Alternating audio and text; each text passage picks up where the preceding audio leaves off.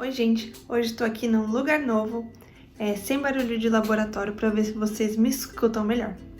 Bom, no vídeo de hoje nós vamos trabalhar com uma técnica conhecida como respirometria de alta resolução, um equipamento conhecido como Ouroboros. Então, nessa técnica, basicamente, eu vou separar as mitocôndrias e utilizá-las, essas mitocôndrias, ou seja, eu pego um tecido ou uma célula e separo só as mitocôndrias e coloco dentro do equipamento, que é o Ouroboros, que eu vou deixar essa fotinho aqui para vocês, e vejo quanto essas mitocôndrias estão respirando. Ou eu utilizo a célula em si, faço uma cultura de célula, pego essa cultura de célula, um pouco dessa cultura de célula, coloco nesse equipamento e vejo quantas mitocôndrias dessas células estão respirando. Ou até mesmo eu posso colocar um pedaço de tecido. Eu consigo colocar músculo, consigo colocar fígado, tecido adiposo, algum tecido do sistema nervoso central, como o hipocampo, hipotálamo.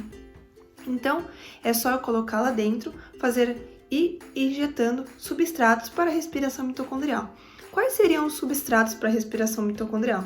Então, para que a mitocôndria funcione, para que ela tenha atividade, nós precisamos do quê? Oxigênio, Então, além lá dentro dessa câmara vai ter oxigênio, eu vou mostrar para vocês, e eu vou ofertando substratos para que essa mitocôndria respire. Então, o que eu preciso ofertar para essa mitocôndria além do oxigênio?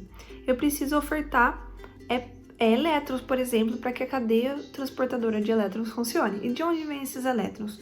Do NADH e do FADH2. E da onde vem o NADH e o FADH2?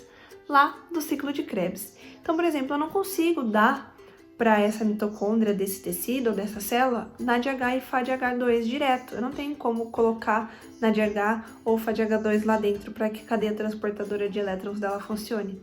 Então, eu preciso dar substratos para o meu ciclo de Krebs, para que quando eles forem sendo convertidos a outros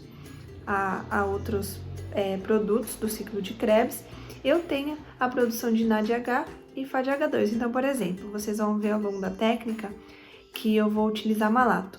O malato, então, ele é uma parte do ciclo de Krebs, E quando eu oferto malato, esse malato dentro da mitocôndria, ele vai ser convertido a oxalacetato.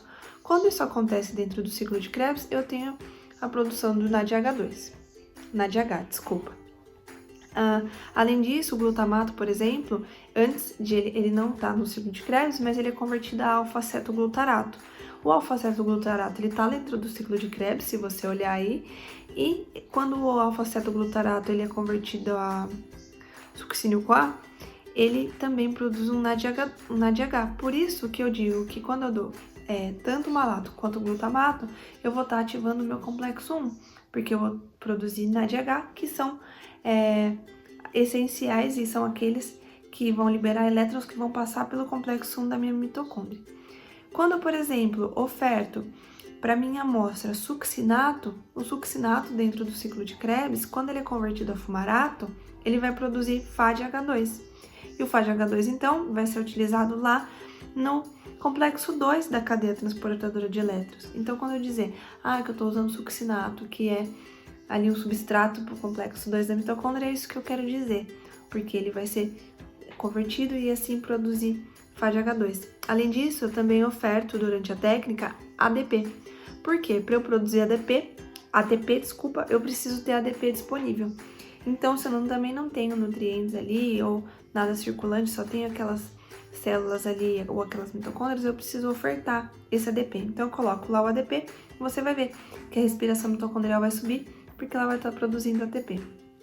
Além disso, nas aulas a professora Adriana disse que nós temos inibidores também dos complexos mitocondriais. Então, por exemplo, um inibidor que eu vou utilizar é a oligomicina. A oligomicina ela é um inibidor da ATP sintase, que é o complexo 5.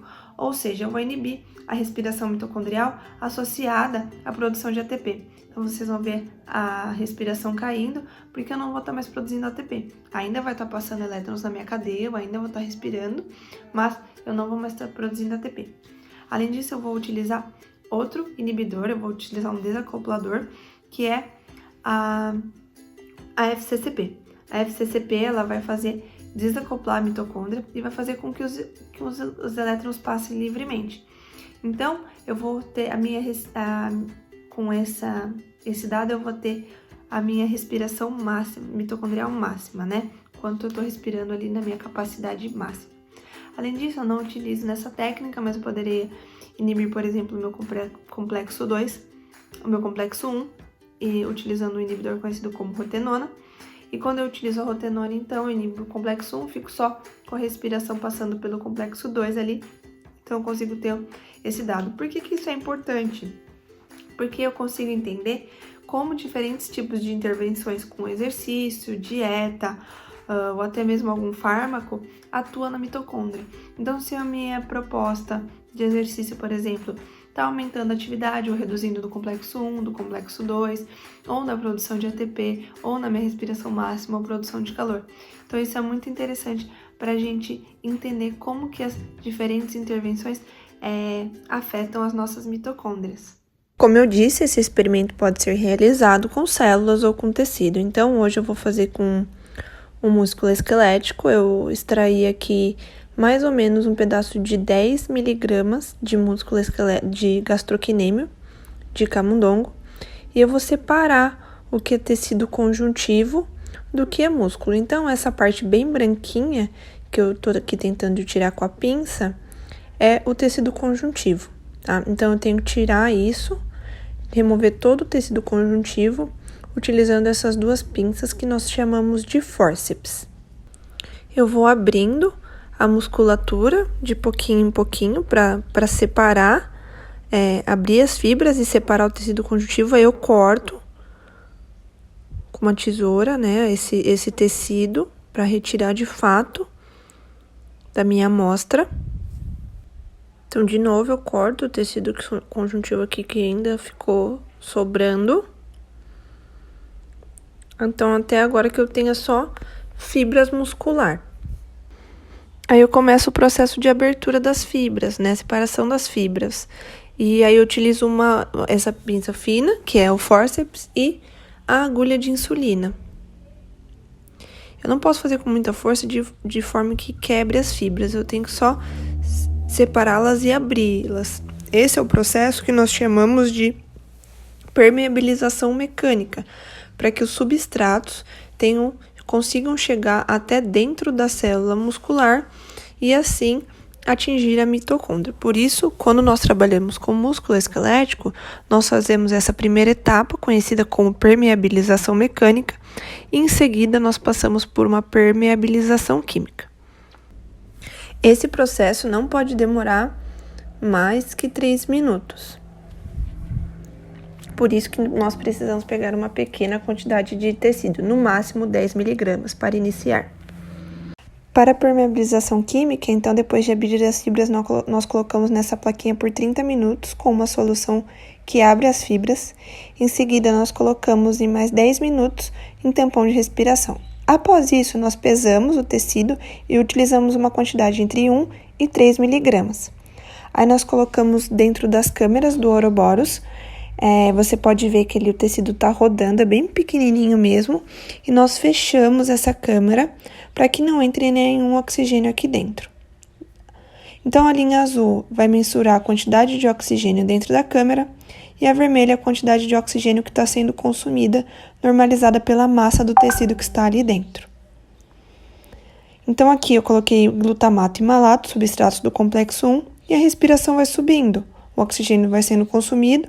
Aqui, então, está respirando mais ou menos 20 nessa unidade, picomol. E o oxigênio que estava em 200, está aqui em 219, ele vai descendo aos poucos. Em seguida, eu coloquei ADP, que é agora um substrato para que seja produzido ATP. Então, olha quanto subiu a respiração. Foi lá para 140 picomols por segundo por ml. Em seguida, eu dei um substrato do complexo 2, que é o succinato, que será convertido e produzir FADH2. Assim, vai subir a respiração, porque antes eu só tinha o complexo 1 associado à produção de ATP também, quando eu dei o ADP. E agora eu tenho o complexo 1 e o complexo 2 respirando. Então, subiu a minha respiração para 150. Em seguida, eu vou colocar um inibidor da ATP sintase, que é a oligomicina. Então, eu coloco aqui na câmera sem abri-la, para que não entre oxigênio. E podem observar que aos poucos a respiração vai caindo, porque eu não vou estar produzindo mais ATP. Uma vez que a oligomicina vai inibir o complexo 5, a ATP sintase. Então, tá vendo? A respiração caiu bem com a utilização da oligomicina, a linha vermelha foi lá para baixo. Em seguida, eu dei um substrato, um desacoplador, que é a FCCP. Quando eu desacoplei, está passando elétrons por toda a mitocôndria. Dessa forma, eu aumento a respiração novamente. Então, agora, eu fui lá para 133, tá vendo? 131. Isso em picomol, normalizado pelo volume do tecido. E olha, lembra que lá no começo meu oxigênio estava em 200, agora está em 120. Eu vou dar mais uma vez FCCP para ver se a respiração vai continuar subindo. Se ela continuar subindo, isso quer dizer que eu ainda não atingi a minha capacidade total da organela, eu ainda não ativei a minha capacidade total dessa mitocôndria. Se eu dei o FCCP e ele não subiu mais além do platô anterior que ele fez ali, isso quer dizer que eu já atingi a minha respiração total. Então, tá vendo? Não subiu mais, então aquele platô anterior é a minha capacidade máxima. Bom, gente, então eu espero que vocês tenham gostado do vídeo de hoje. Essa é uma técnica muito legal, nem todos os laboratórios conseguem fazer, então é um privilégio de fato vocês estarem vendo essa técnica em andamento.